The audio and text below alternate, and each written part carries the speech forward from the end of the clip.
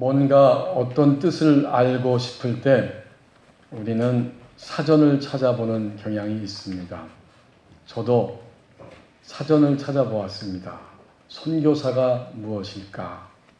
위키 백과사전에 의하면 선교사는 타국에 가서 자신이 알고 있는 진리를 전파하는 사람, 또 여러 종교에 소속된 사람들이 자기가 믿고 있는 진리를 전파할 때 넓은 의미에서 그 사람도 선교사다, 이렇게 정의하고 있습니다.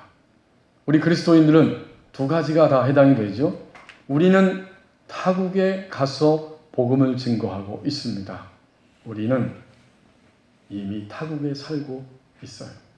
우리의 본향은 이 땅이 아니라 하나님의 나라입니다.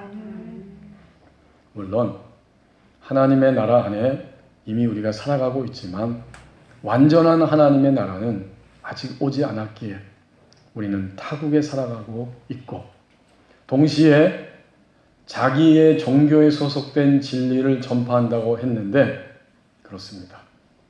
우리는 유일한 진리, 예수 그리스도를 이 땅 위에 증거하면서 살아가고 있습니다.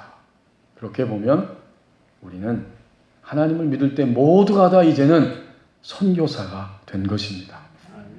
우리의 정체성은 선교사입니다. 우리에게 주신 오늘 본문 11절 상반절 말씀을 보십시오. 신앙은 전부를 위탁하는 연습입니다. 여기 상반절에 석 달 후에 우리가, 이런 말씀이 나오죠. 그러니까 이 사도행전을 기록하고 함께 동행하는 누가, 또 바울, 그의 일행이 석 달 전에 어떤 사건이 있었다는 사실을 말하고 있습니다. 석 달이 지나서 우리가 드디어 꼼짝하지 못하던 상태에서 움직이게 되었다, 그런 말이에요. 그러면 석 달 전에 어떤 사건이 일어났는가?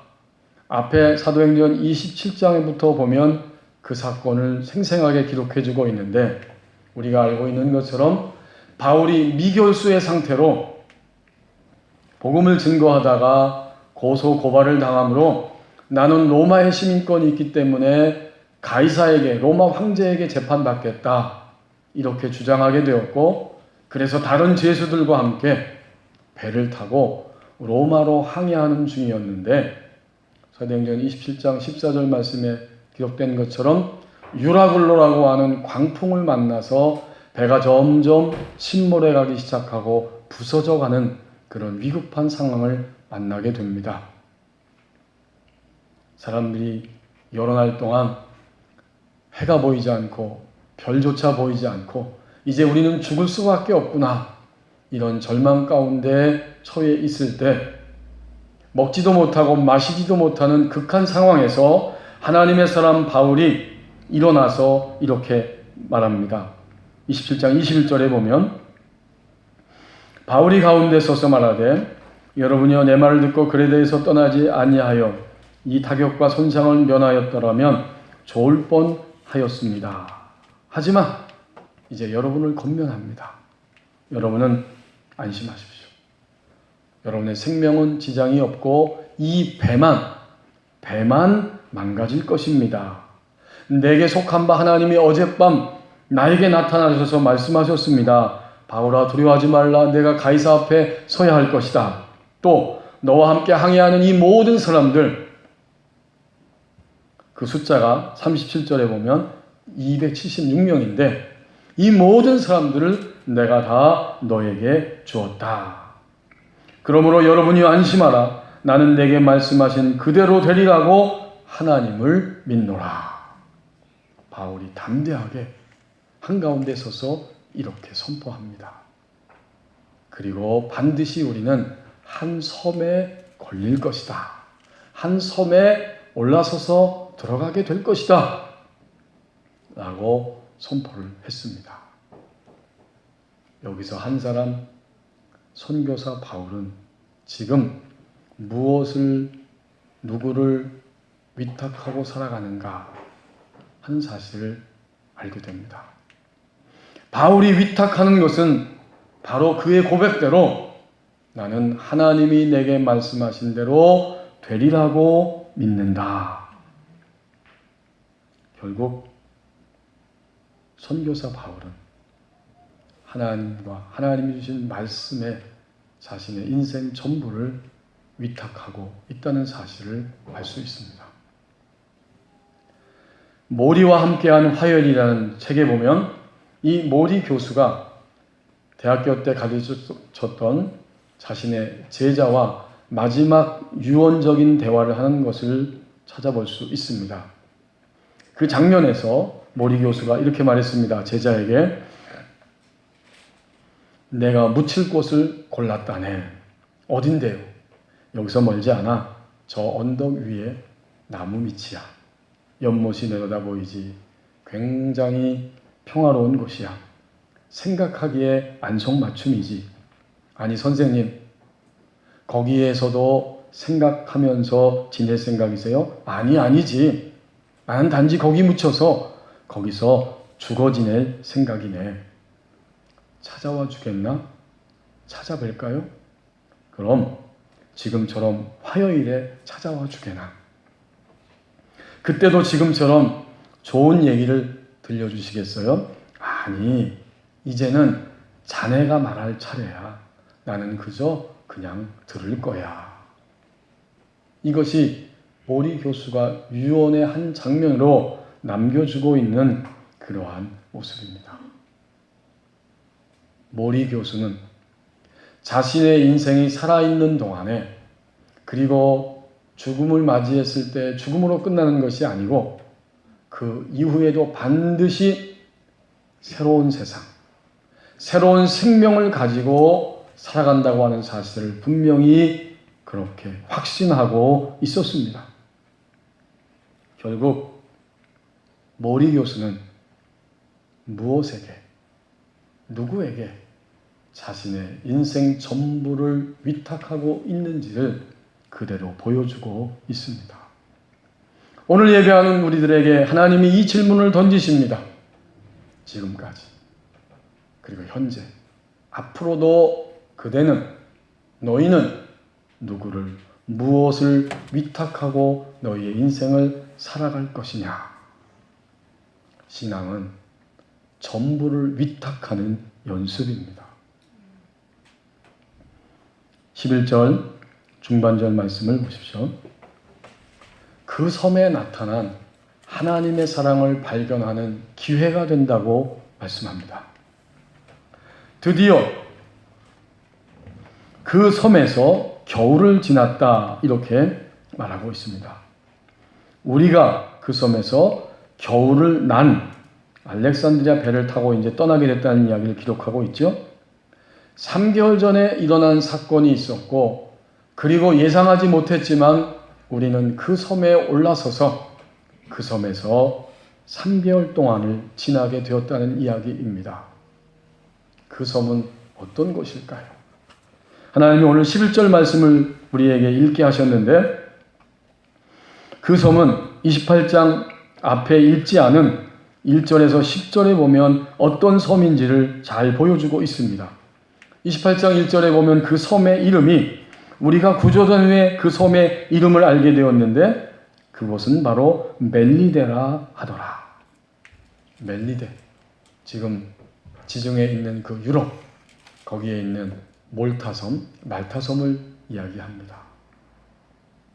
길이가 30km, 폭이 16km인 많은 사람들이 찾고 있는 아름다운 관광지 중에 하나인 말타섬입니다.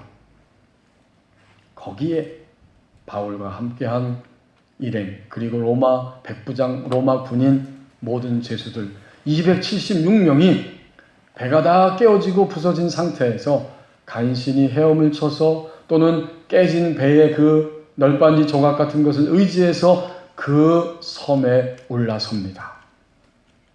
그 섬에는 원주민들이 있었고 그들은 얼마나 친절하고 착한지 처음 보는 사람들을 추운 날씨에 따뜻하게 영접해서 불을 피우게 하고 음식을 이렇게 공급하면서 그 섬에서 살게 합니다. 날씨가 추워서 불을 피는데 바울도 나뭇가지를 가져다가 그 불에 던지는 순간 독사 한 마리가 나와서 바울의 손을 물어버립니다. 지금 그 섬에서 일어나고 있는 일들이에요. 앞부분에 나오죠. 28장. 그 원주민들이 그 모습을 보고 4절에서 이렇게 말합니다. 이 짐승이 그 손에 매달려 있음을 보고 서로 말하되 진실로 이 바울 이 사람은 살인자다. 바다에서는 목숨을 건졌지만 공의가 이 사람을 살지 못하게 한다. 바울은 불을 피우다가 그 짐승을 불에 던져버렸지만 조금도 상함이 없습니다. 그랬더니 원주민들이 이렇게 말합니다. 갑자기 붙든 뒤 쓰러지든지 그래서 죽을 줄로 알았는데 아무 이상이 없구나. 이 사람은 사람이 아니라 신이다.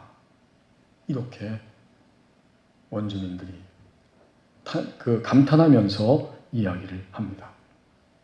그 섬은 착함이 있는 땅이었고 그래서 처음 보는 사람들 따뜻하게 영접하는 땅이었고 그럼에도 불구하고 그 섬은 미신에 붙잡혀 있는 섬이었고 또 하나의 중요한 사실은 7절 이하에서 나오는데 이 섬에서 가장 높은 사람, 추장이죠.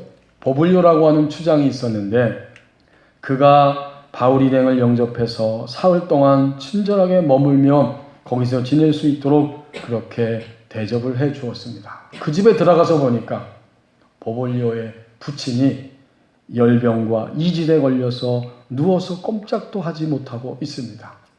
그 섬은 인간의 모든 피곤함과 근심과 질병과 아픔이 있는 바로 그 섬입니다. 결국 그 섬은 어디일까요? 바로 우리의 내면이고 우리의 가정이고 일터고 우리가 살아가는 이 삶 전체가 바로 그 섬입니다. 그 섬에서 어떤 일이 있었는가? 하나님의 사랑이 나타났고 하나님의 사랑을 사람들이 발견하는 기회가 되었습니다. 바울이 손을 얹어서 버블리오의 부친에게 안수하여 기도했습니다. 그랬더니 그 병이 싹 치유되었어요. 섬 사람들이 모든 환자들을 데리고 옵니다. 이러므로 섬 가운데에서 다른 병든 사람들이 와서 고침을 받았다. 상상이 되죠? 처음 보는 사람인데 이 사람이 갑자기 나의 부친에게 손을 얹고 기도했더니 나의 부친이 치유받았다. 저 사람은 도대체 어떤 종교를 믿고 있는 사람인가? 말하자면 이 모든 사건이 바로 3개월 동안 그 섬 안에서 일어난 일들입니다. 바울이 고칠 때에 뭐라고 했을까요? 당연히 예수 그리스도의 이름으로 안수하고 예수 그리스도의 이름으로 명령하고 예수 그리스도의 이름으로 치유의 역사가 나타났을 것입니다. 많은 사람들이 아마도 본문에 다른 병든 사람들이 와서 고침받았다라고 9절에 기록하고 있는데 그 섬에 있는 수많은 사람들, 병든 사람들이 다 바울을 통해서 나타나는 하나님의 사랑을 경험했을 것입니다. 오늘 그 섬은 어디인가? 바로 나의 내면입니다. 동시에 그 섬은 어디인가? 내가 살고 있는 환경 전부가 다 그 섬입니다. 오늘 장로님이 기도하시면서 코로나19의 그 상황을 기도하셨습니다. 그렇습니다. 오늘 이 지구촌 전체가 바로 그 섬입니다. 그 섬 안에 우리는 머물러 살아가고 있는데 자신의 전부를 위탁한 한 사람에 의해서 하나님의 사랑이 나타나기 시작했습니다. 사람들은 그를 통해 나타나는 하나님의 사랑을 발견하고 있습니다. 바울 자신도 발견했습니다. 내가 이렇게 미결수로 재판을 위해서 276명과 함께 로마의 배를 타고 지금 가고 있는데 내가 어떻게 될 것인가? 하나님이 한 섬에 걸릴 거라고 했지. 그리고 그 섬에 들어갔더니 여러 상황이 벌어지고 있습니다. 그러나 예수 그리스도의 이름으로 안수하고 기도했을 때 드디어 하나님의 치유의 역사가 나타납니다. 우리가 바울이 되면 어떠했을까요? 역시 내가 살고 있는 나 자신의 내면과 내가 살고 있는 이 모든 환경은 하나님의 사랑으로 가득가득 채워져 있다. 결코 외롭지 않습니다. 결코 허무함에 떨어지지도 않습니다. 결코 염려와 근심 자체에 눌리지도 않습니다. 나는 나의 삶 전부를 하나님께 위탁했습니다. 바울은 그 고백을 다시 한번 하나님 앞에 드렸을 것입니다. 교우 여러분, 오늘 그 섬에서 하나님의 사랑을 발견하고 있습니까? 한 주간 동안 생활하면서 우리 내면의 섬은 어떠하였습니까? 모든 원망과 모든 두려움과 모든 짜증과 분노로 우리 내면의 섬이 그렇게 시간들을 보내지는 않았습니까? 우리의 환경은 어떠합니까? 우리가 살고 있는 이 모든 직장을 원망하고 우리가 살고 있는 가정을 원망하고 우리의 사회를 향해서 원망하고 분노하는 이런 상태로 살아가지는 않았습니까? 오늘 11절 중반절에서 그 섬에는 무엇이 있는가 보았더니 하나님의 사랑이 있습니다. 이제 우리는 그 섬에서 발견되는 하나님의 사랑을 내가 지금 발견하고 있는가? 우리 스스로 질문해야 합니다.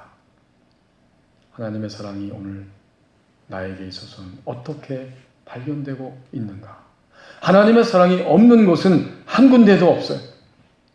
어느 곳이든지 하나님께 자신을 위탁하는 나 자신이 될 때, 하나님께 누군가가 자신의 삶을 위탁할 때 그 사람의 영향력 아래서도 우리는 드디어 하나님의 사랑을 발견합니다.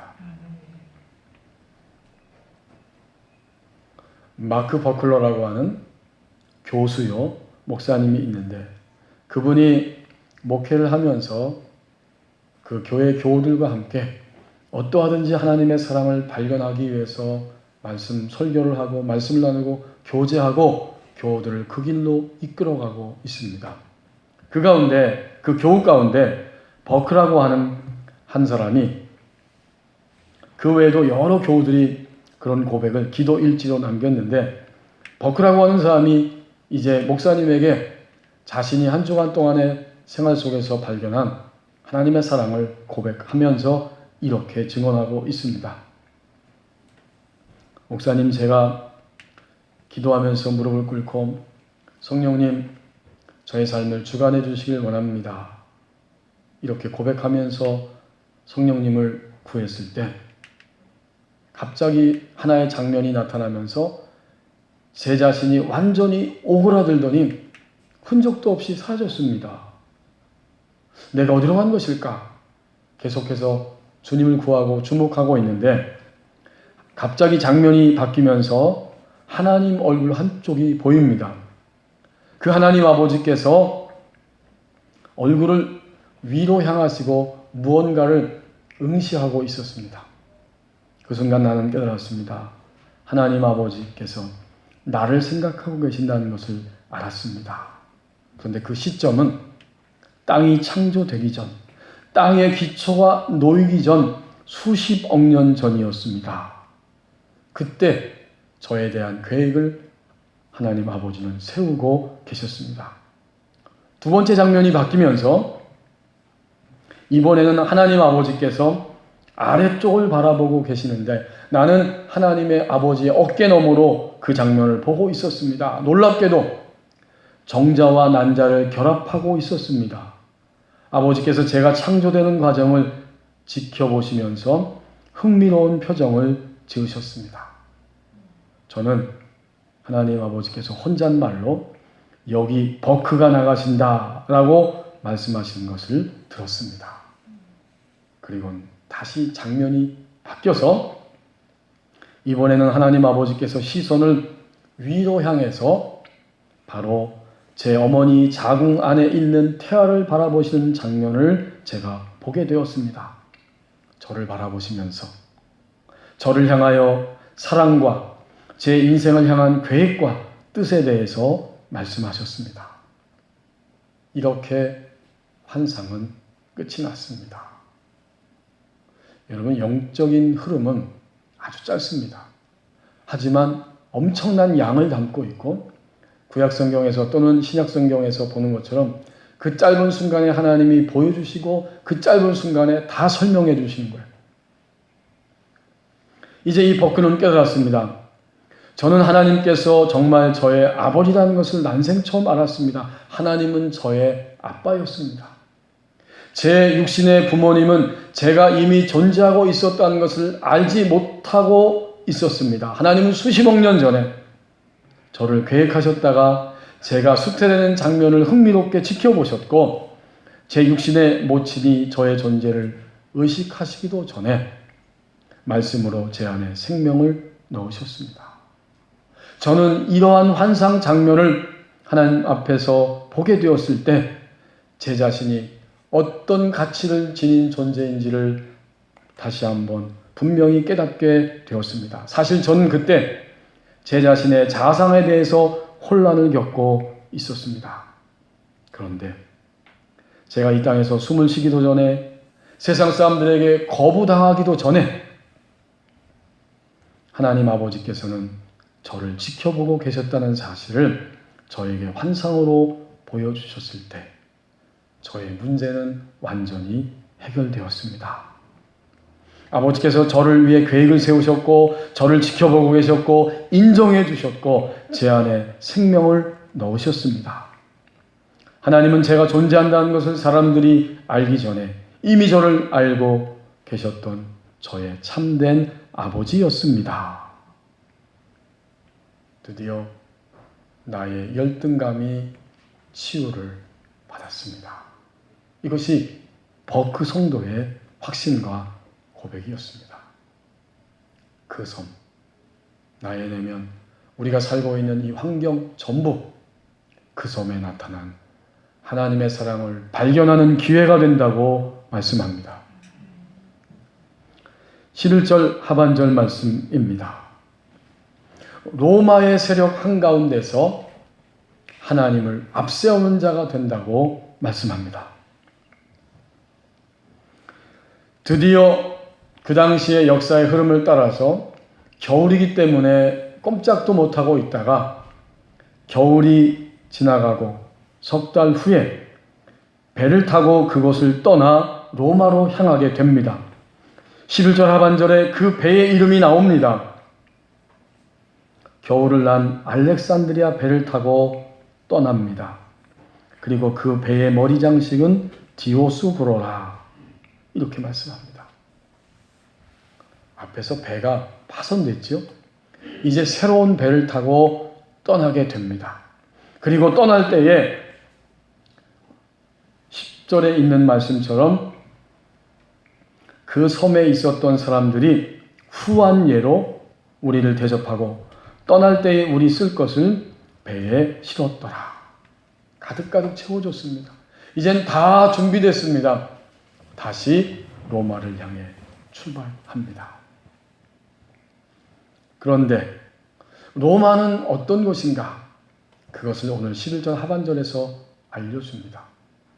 그 알렉산드리아 배는 당시 로마로 곡물을 실어나가는 배인데 곡물선이지만 사람들이 함께 타는 배였고 그래서 바울이 그 배를 타고 함께 가고 있는 중이었습니다. 그 배는 파손되었고 다시 또 다른 그 배를 타게 되었는데 그 배가 알렉산드리아 배이고 그 배의 머리 장식은 디오스구로입니다. 이 머리 장식의 이름이 디오스구로인데 이 말의 뜻은 거기 성경 밑에 나와 있죠. 디오스구로는 제우스의 쌍둥이 아들 이름입니다. 커틀러와 플룹스라고 하는 이 제우스 신의 쌍둥 아들을 배의 이물, 뱃머리 양쪽에 장식하고 그것을 앞세우고 항해를 하고 있는 것입니다. 우리는 로마가 어떤 것인지 정체를 이 11절 하반절에서 알게 됩니다.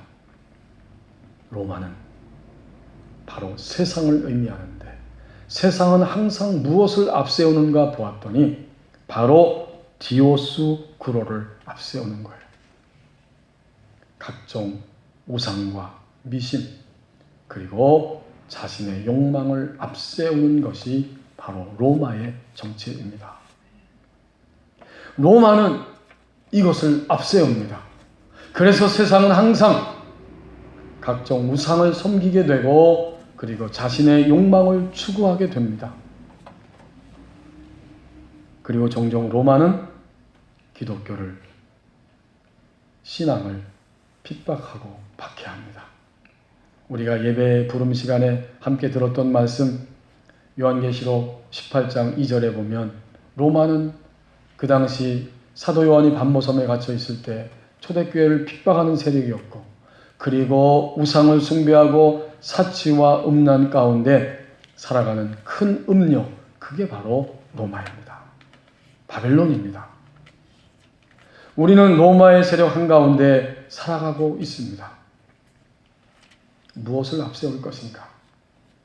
로마는 바로 각종 우상과 미신과 자신의 욕망을 앞세우고 있지만 이 로마의 세력 한가운데서 우리는 하나님을 앞세우는 자로 살아갑니다.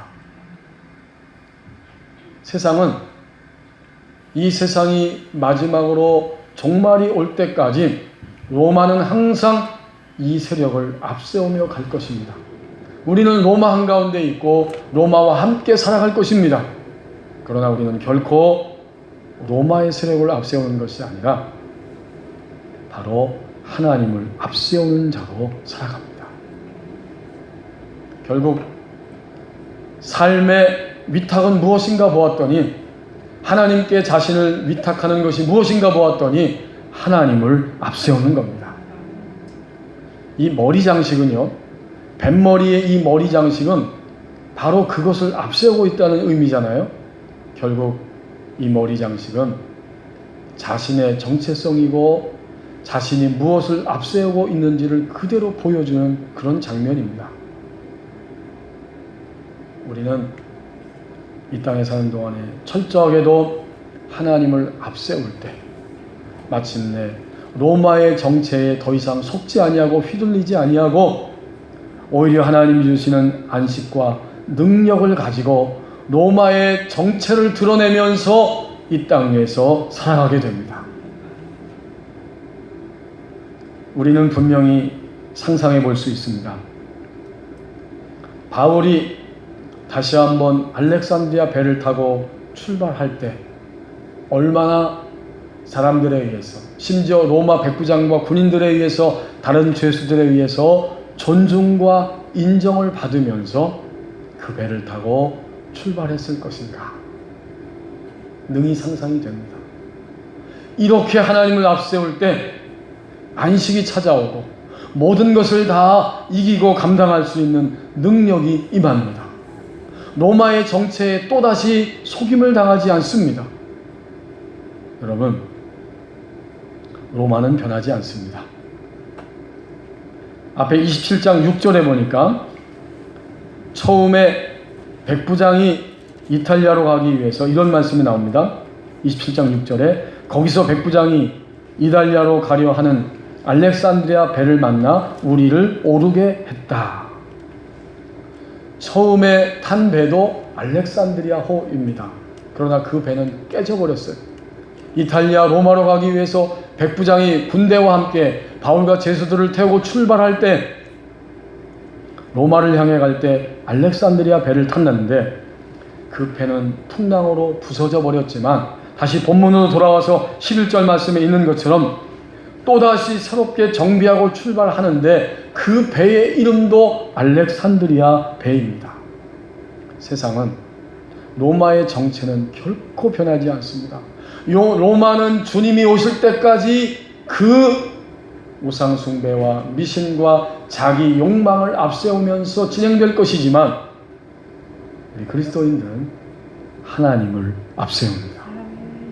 하나님을 앞세울 때 로마의 정체를 드러내고 내 안에 있는, 내 외부에 있는 로마의 정체를 드러내면서 더 이상 속지 않고 휘둘리지 않고 그 세력 한가운데에서 드디어 안식과 능력을 가지고 살아갈 수 있습니다.